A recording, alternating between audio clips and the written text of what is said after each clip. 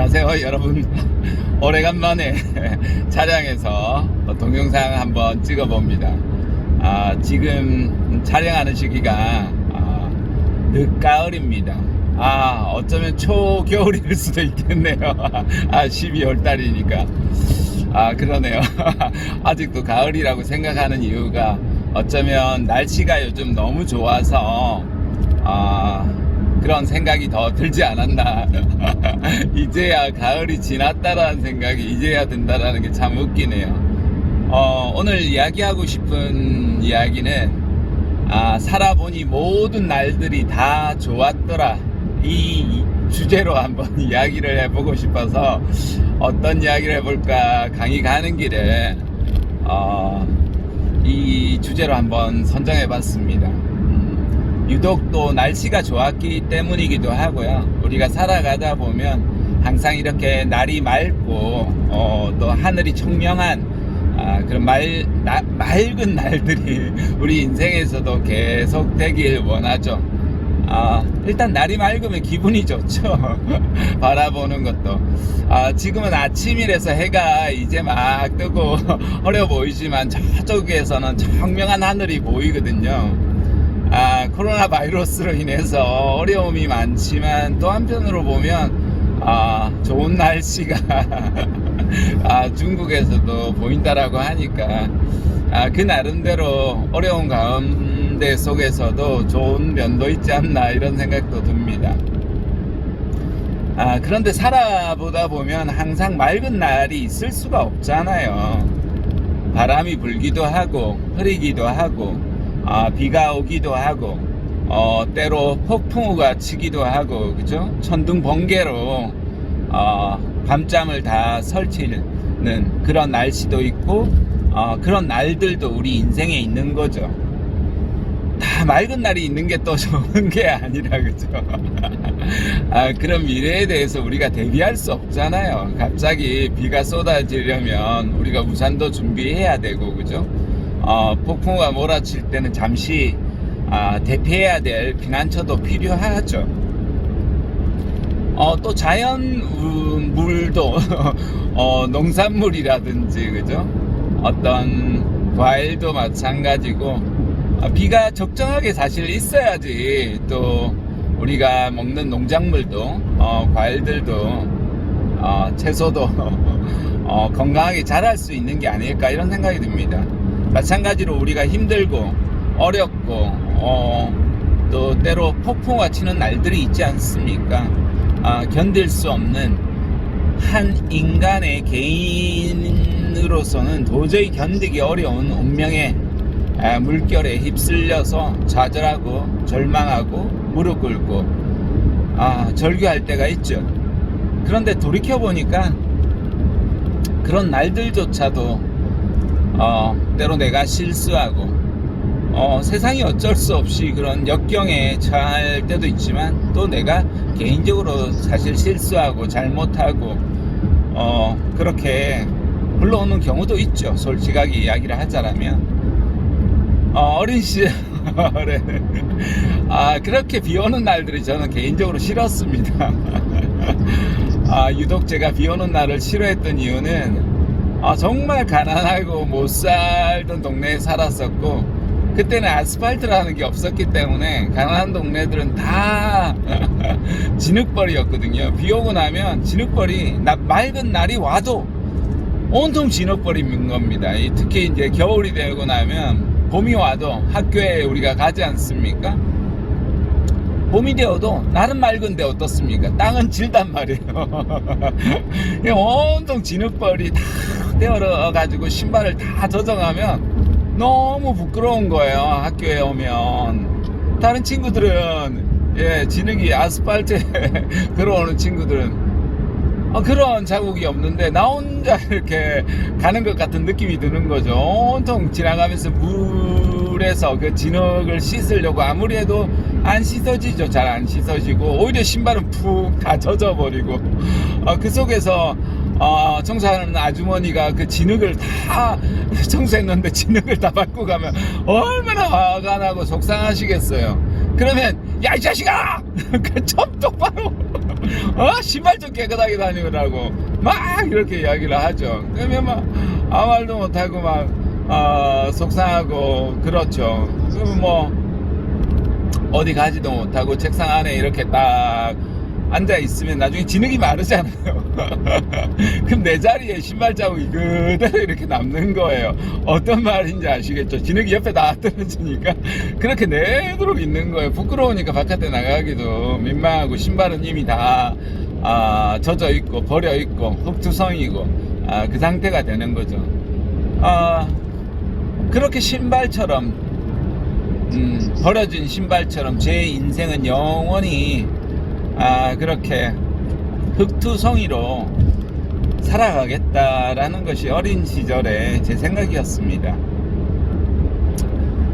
정말 지긋지긋할 정도로 가난이 싫었고 비 오는 날이 싫었습니다.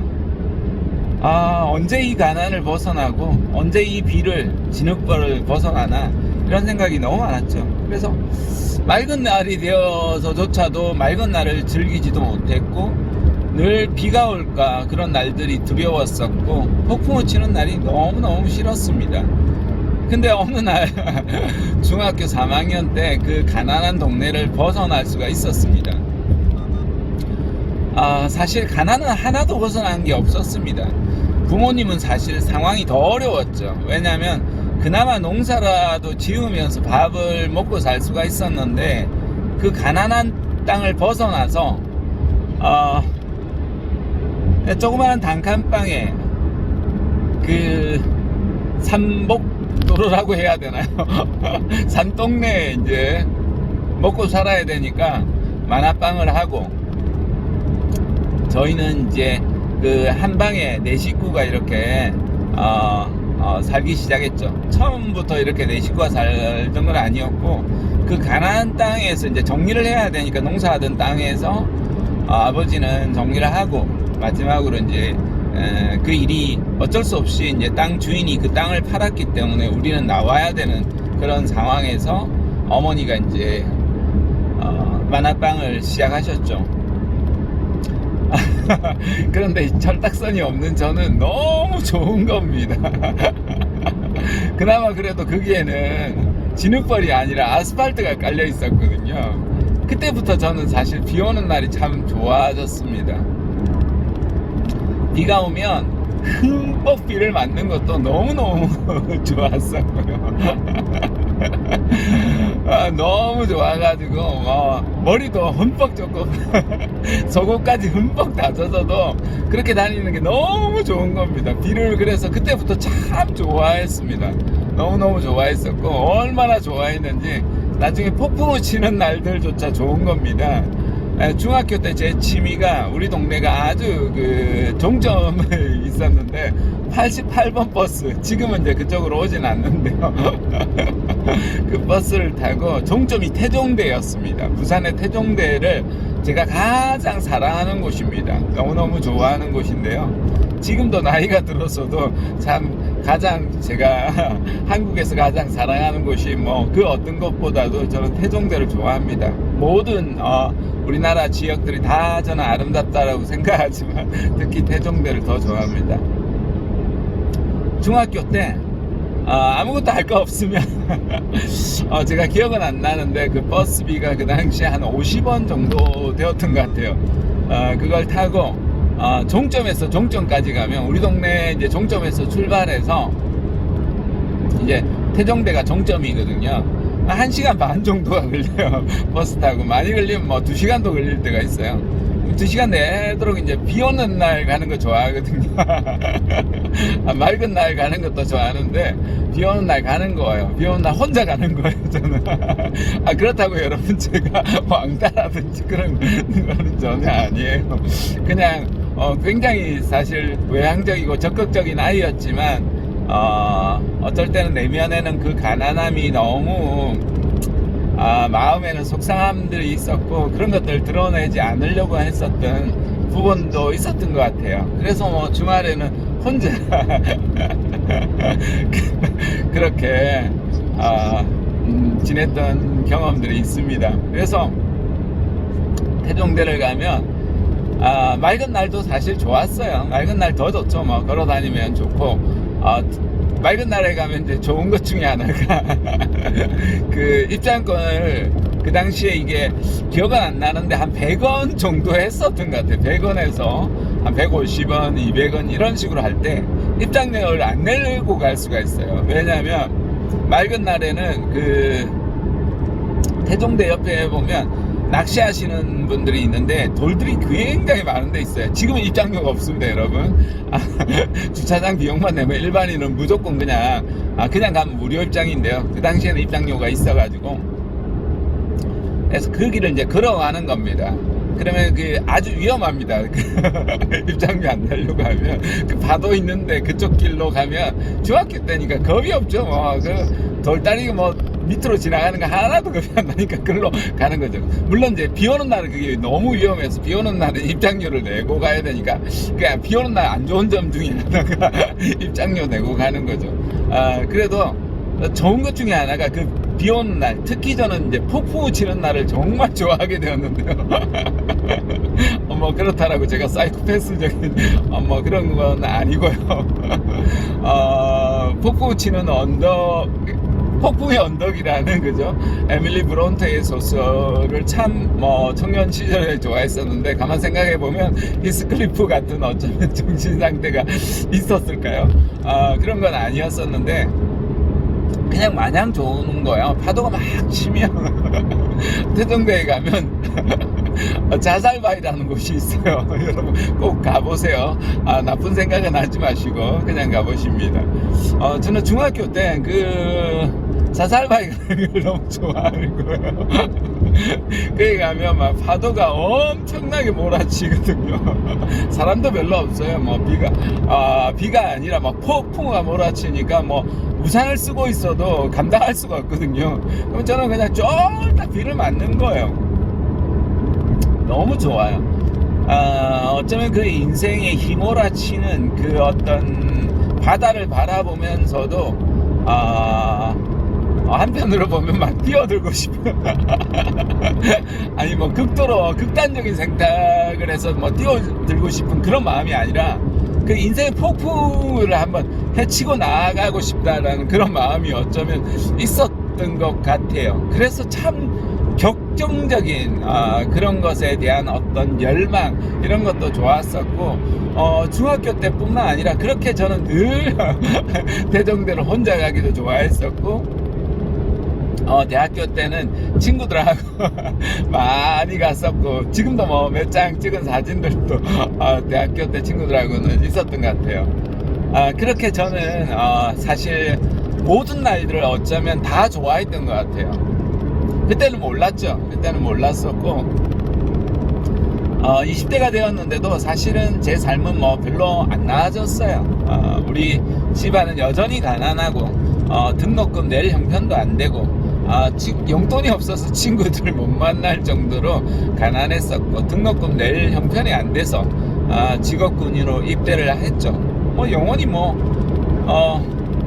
좋은 직장도 못 갔고, 나이가 30대가 되었어도 여전히 뭐 가난은 제 어깨를 짓누르고 제 삶에 아주 무거운 짐 덩어리였죠.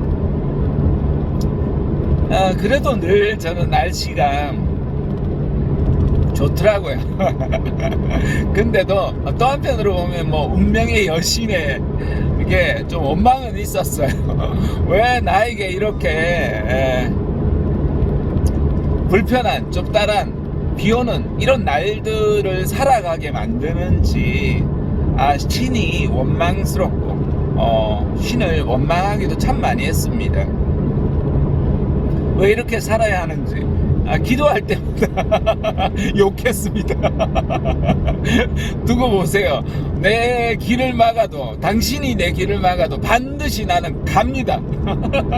이렇게 신을 원망하면서도 진짜 막 겁대가리 없이 신 앞에서 굴복하지 않겠다, 이런 다짐을 사실 젊은 날에 했었습니다. 사실 신이 잘못한 건 없죠. 아무것도 잘못한 게 없죠. 자연도 아무것도 잘못한 게 없죠. 자연은 자연의 순리대로 흘러가는 거고, 신은 신의 섭리대로 가는 거고 가는 건데, 마치 그 모든 것들을 자연의 탓으로, 부모 탓으로, 나라의 탓으로, 학교의 탓으로, 주변의 친구의 탓으로, 주변의 직장의 탓으로, 날씨 탓으로 했던 거죠. 제 잘못.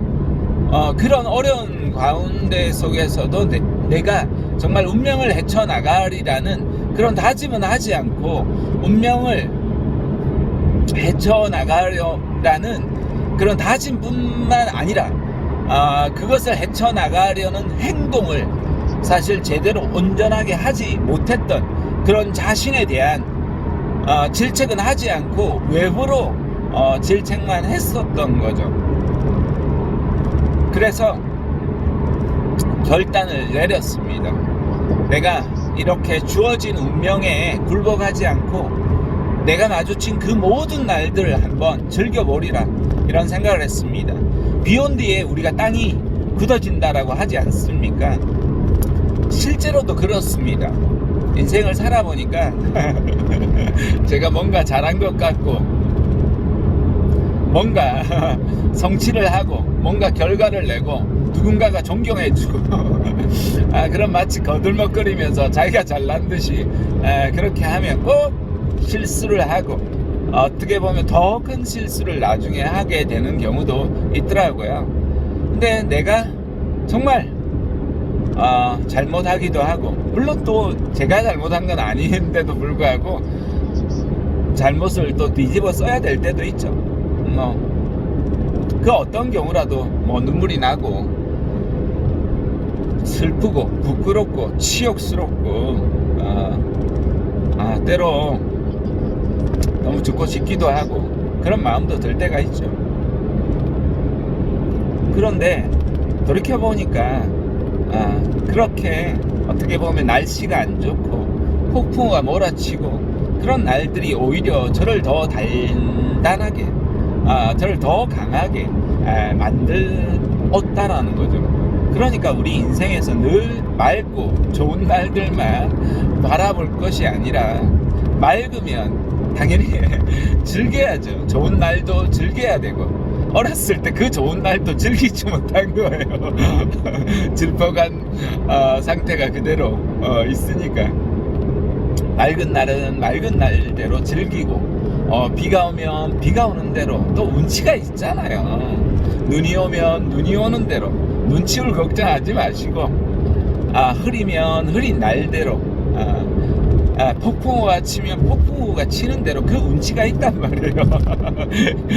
여러분, 폭풍우 치는 날 한번 바닷가 가보세요. 전 참 그 바닷가를 가면 진짜 수천 마리 백마가 달려오는 것 같은 그런 격정적인 열정들이, 식은 열정들이 다시 불러오는 그런 느낌들이 있거든요.